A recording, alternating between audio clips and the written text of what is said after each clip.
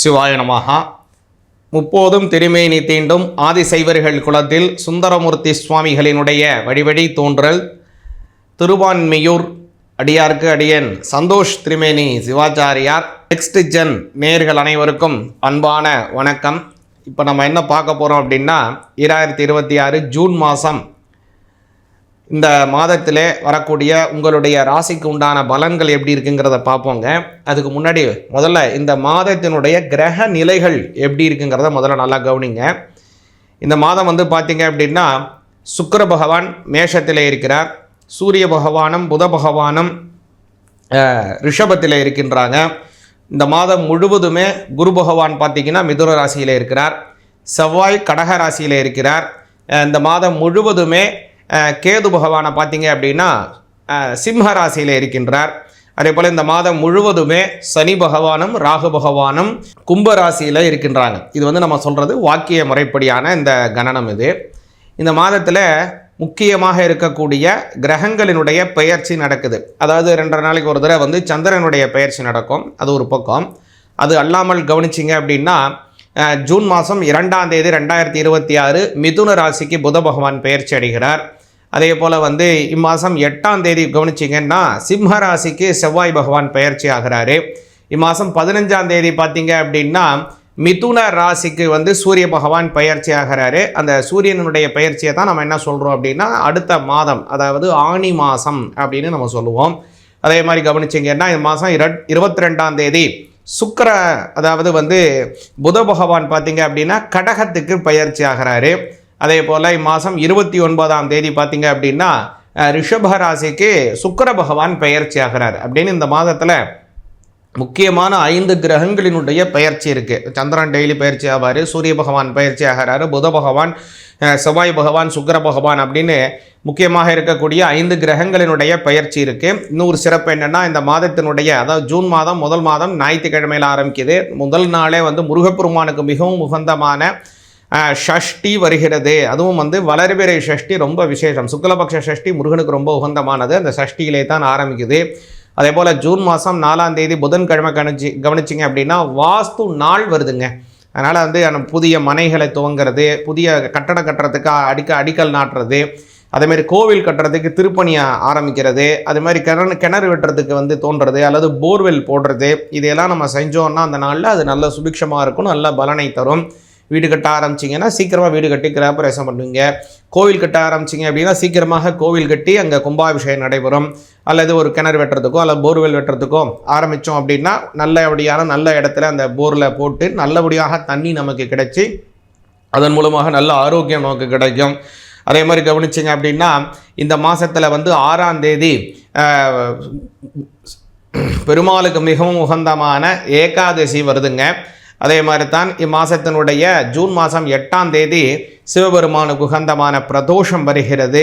அதே மாதிரி ஜூன் மாதம் 9ஆம் தேதி ரொம்ப சிறப்பு என்ன அப்படின்னா முருகப்பெருமானுக்கு மிகவும் உகந்தது. முருகப்பெருமான் அவதாரம் செய்தது வைகாசி மாதம் விசாக நட்சத்திரம். அன்றைய தினம் வைகாசி மாதத்தினுடைய விசாக நட்சத்திரம் வருகிறது. அதே போல் ஜூன் மாதம் 10ஆம் தேதி பார்த்தோம் அப்படின்னா காஞ்சி மகா சுவாமிகள் அவதாரம் செய்த வைகாசி மாதத்தினுடைய அனுஷம் நட்சத்திரம், சந்திரசேகர சரஸ்வதி அவர்கள் அவதாரம் செய்த ஆனி மாத வைகாசி மாதம் அனுஷ நட்சத்திரம் வருதுங்க. அதே மாதிரி இந்த மாதத்தினுடைய ஜூன் மாதம் 14ஆம் தேதி விநாயகப் பெருமானுக்கு உகந்தமான சங்கடஹர சதுர்த்தி வருகிறது. அதே போல் ஜூன் மாதம் 17ஆம் தேதி கிருஷ்ணபக்ஷ ஷஷ்டி வருகிறது. ஜூன் மாதம் 21ஆம் தேதி சனிக்கிழமை கவனிச்சிங்க அப்படின்னா பெருமாளுக்கு மிகவும் உகந்தமான ஏகாதசி வருகிறது. மறுபடியும் ஜூன் மாதம் 23ஆம் தேதி சிவபெருமானுக்கு மிகவும் உகந்தமான பிரதோஷம் வருதுங்க. அது மாதிரி இந்த மாதம் ரொம்ப அற்புதமான நல்ல மாதங்களாக இருக்கிறதுங்க. அதே மாதிரி இந்த மாதத்தில் முகூர்த்த தினங்கள் அப்படின்னு கவனிச்சிங்கன்னா ஜூன் மாதம் 5ஆம் தேதி, 6ஆம் தேதி, ஜூன் மாதம் 8ஆம் தேதி, அதே போல் ஜூன் மாதம் 16ஆம் தேதி, ஜூன் மாதம் 27ஆம் தேதி ஆகிய முகூர்த்தங்கள் ரொம்ப ரொம்ப சுப முகூர்த்த நாட்கள் வருகிறது. இதில் 16ஆம் தேதி, 17, 27ஆம் தேதி, அதாவது இந்த ஆனி மாதத்தில் வரக்கூடிய முகூர்த்தம் அப்படிங்கிறதுனால இந்த ஆனி மாதத்தில் கிரகப்பிரவேசத்தை தவிர்ப்பது நல்லது பொதுவாகவே. அதனால் கல்யாணங்கள் செய்யலாம், திருமணங்கள் முதலியவைகள், நிச்சயதார்த்தம் பண்ணுறது, சீமந்தம் பண்ணுறது, இந்த மாதிரி சுபகாரியங்கள் செய்கிறதெல்லாம் செய்யலாம். ஆனால் கிரகப்பிரவேசம் செய்வதை ஜேஷ்ட மாதமாக இருக்கக்கூடிய ஆனி மாதத்திலே செய்வது தவிர்ப்பது நல்லது.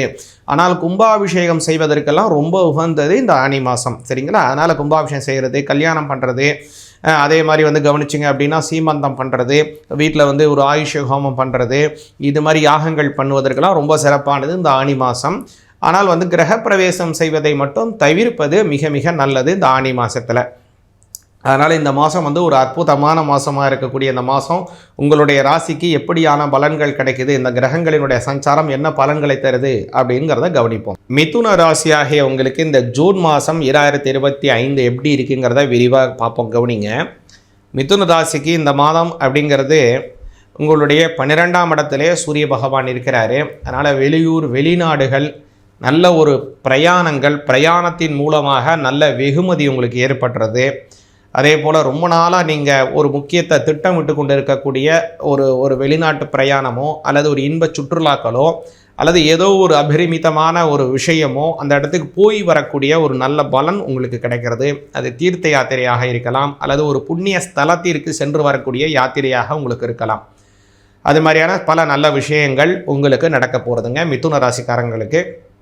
அதே மாதிரி கவனிச்சல் அப்படின்னாங்க, உங்களுடைய ஜென்மஸ்தானத்திலே குரு பகவான் இருக்கார். இந்த ஜென்ம குரு அப்படிங்கிறது உங்களுக்கு கொஞ்சம் மந்த சூழ்நிலையை தந்துருக்கலாம். இருந்தாலும் கூட ஒரு நல்ல விஷயம் என்ன அப்படின்னா, 2ஆம் பாவத்தில் இருக்கக்கூடிய செவ்வாய் பகவான் 11ஆம் அதிபதி 2ஆம் இடத்துல போகிறார். அதனால் வந்து சொந்த தொழில் செய்யக்கூடிய மிதுன ராசிக்காரர்களுக்கு கவனிச்சல் அப்படின்னா பொருளாதார வளர்ச்சிகளும் இருக்கும். உங்களை தேடி வரக்கூடிய முகவர்கள், உங்களை தேடி வராங்க இல்லையா வாடிக்கையாளர்கள், அவங்களுடைய எண்ணிக்கை கணிசமாக ரொம்பவே உயரப்போகிறது இந்த மாதத்தில். அதனால் வந்து பொருளாதார வளர்ச்சிகளும் இருக்கும். உங்களுக்கான தேவைகள் உங்களுடைய வாடிக்கையாளர்கள்ட்ட அல்லது உங்களுடைய முகவர்கிட்ட அவங்களுக்கு உங்களுடைய தேவைகள் அதிகமாக ஏற்பட போகுது 11ஆம் அதிபதி 2ஆம் இடத்துல. அதனால் வந்து இந்த மாதத்தில் உங்களுக்குன்னு இருக்கக்கூடிய ஒரு நிர்ணயத்தை பண்ணிக்கொள்வது மிக மிக அவசியம். அதனால் வந்து திட்டமிடுதல் மிக அவசியம் உங்களுக்கு. அதனால் வந்து பண வரவுகளாகட்டும் அல்லது செலவுகளாகட்டும் அதை கரெக்டாக அதை முக்கியத்துவப்படுத்தி அதை நீங்கள் உங்களுடைய இதை வடிவமைச்சு கொள்ள வேண்டியது மிக மிக அவசியம். ஏன்னா வந்து ரொம்ப நாளாக உங்களுடைய வரவு செலவில் கொஞ்சம் திட்டமிடாமல் ஒரு சூழ்நிலை போயின்னு இருக்கு மிதுன ராசிக்காரங்களுக்கு. ஏன்னா ஏற்கனவே குரு பகவான் 12ஆம் பாவத்தில் இருந்தார். அதே மாதிரி அவர் இப்போ ஜென்மஸ்தானத்திற்கு வரார் இல்லையா? அதனால் உங்களுடைய செலவுகளை திட்டமிடுறது அல்லது எழுதி வைத்து அதை கட்டுக்கோப்பாக கொண்டு போவது மிக மிக அவசியம் மிதுன ராசிக்காரங்களுக்கு. அடுத்ததாக நல்லா கவனிச்சிங்கன்னா 3ஆம் பாவத்தில் இருக்கக்கூடிய கேது பகவான் இந்த மாதம் முழுவதுமே அவர் 3ஆம் பாவத்தில் தான் இருக்கார். அதனால் சகோதர சகோதரிகள் மூலமாக உங்களுக்கு சில நன்மைகள் கிடைக்கலாம். 3ஆம் பாவத்தில் இருக்கக்கூடிய கேது ஞானமோட்சக்காரகன் அப்படிங்கிறதுனாலையும் சரிதான். அதே போல் வந்து சுக்கிரனுடைய அந்த சஞ்சாரத்தில் அவர் இருக்கிறதுனாலையும் சரிதான், சூரியனுடைய வீட்டில் இருப்பதும் சரிதான், உங்களுக்கு ஒரு சாதகமாகத்தான் இருக்குது. சகோதரர்கள் அல்லது சகோதரி இவங்க வகையில் உங்களுக்கு ஒரு பெரிய ஆதாயம் ஏற்படுவதற்கான வாய்ப்பு இருக்குது மிதுன ராசிக்காரங்களுக்கு இந்த மாதத்தில். கூடுதலாக நீங்கள் கவனத்தில் கொள்ள வேண்டிய பல விஷயங்கள் இருக்குது. முக்கியமாக சொல்லணும் அப்படின்னா, உங்களோட 12ஆம் இடத்துல இருக்கக்கூடிய சூரிய பகவான் அந்த 3ஆம் அதிபதி 12ஆம் இடத்துல போகிறதுனால ஒரு கல்யாணத்திற்கு ரொம்ப நாளாக வரன் பார்த்து கொண்டிருக்கிறவங்களுக்கு இந்த மாதம் அந்த கல்யாண வரன் தள்ளி போவதற்கான வாய்ப்பு இருக்குது. ஏற்கனவே கல்யாணம் ஆனவங்களுக்கு கவனித்தோம் அப்படின்னா அவங்களுக்கும் அவங்களுடைய வாழ்க்கை துணைவருக்கும் ஒரு சுமூக உறவு அற்ற சூழ்நிலை ஏற்படுவதற்கோ அல்லது வேலை நிமித்தமாகவோ அல்லது ஒரு பணி நிமித்தமாகவோ அல்லது வந்து ஒரு சுற்றுலா போயிட்டு வரதுக்காகவோ உங்களுடைய வாழ்க்கை துணைவரை பிரிந்து நீங்கள் மட்டும் தனியாக போக வேண்டிய சூழ்நிலை அல்லது ஒரு நிர்பந்தம் ஏற்படுறதுக்கு வாய்ப்பு இருக்குது. அதனால் அதையும் நீங்கள் கவனித்து கொள்ள வேண்டும்.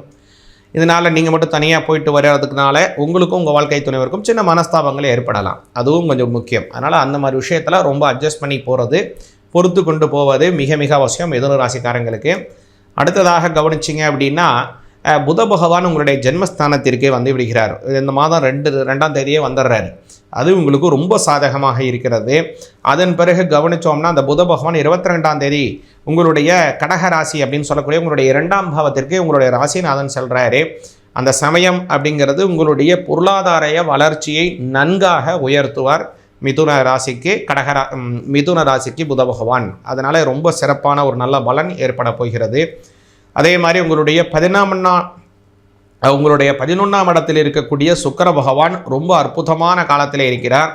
5ஆம் அதிபதி 11ஆம் பாவத்தில் போகக்கூடியது வம்ச அபிவிருத்தியை தரும். உங்கள் குழந்தைக்கு குழந்தை பிறக்கிறது, அல்லது உங்களுடைய பெண்ணுக்கு வயசுக்கு வர்றது, அல்லது உங்கள் வீட்டில் இருக்கக்கூடிய உங்களுடைய பேரனுக்கோ பேத்திக்கோ கல்யாணமாக இருந்ததுன்னா அவங்களுக்கு கல்யாணம் ஏற்படுறது, அல்லது உங்களுடைய மகனுக்கோ மகளுக்கோ கல்யாணம் ஆகாமல் இருந்ததுன்னா அவங்களுக்கு கல்யாணம் ஆகுவது, இது எல்லாம் நடப்பதற்கான வாய்ப்பு இது உருவாக்கும். இது மாதிரி ஒரு பல நல்ல விஷயங்கள் ஏற்படக்கூடிய மாதமாக இந்த ஜூன் மாதம் இருக்குது. இந்த ஜூன் மாதத்தில் நீங்கள் ரொம்ப கொஞ்சம் கவனத்தில் இருக்க வேண்டிய மாதம் காலங்கள் அப்படின்னு கவனிச்சிங்க அப்படின்னா, இந்த மாதம் 14ஆம் தேதி 15ஆம் தேதி ஆகிய 2 தினங்கள் உங்களுக்கு சந்திராஷ்டம தினம் வருது. அதனால் இந்த 2 தேதிகளிலுமே ஒரு முக்கிய முடிவுகளை எடுப்பதில் தவிர்ப்பது மிக மிக அவசியம் மிதுன ராசிக்காரங்களுக்கு. அதே மாதிரி இந்த மாதத்தில் நீங்கள் பெருமாளை கும்பிடுவது ரொம்ப நல்ல பலன் தரும். ஏற்கனவே சொன்னது போல் இந்த மாதம் ஜூன் மாதம் 6ஆம் தேதி பெருமாளுக்கு உகந்த ஏகாதசி வருகிறது.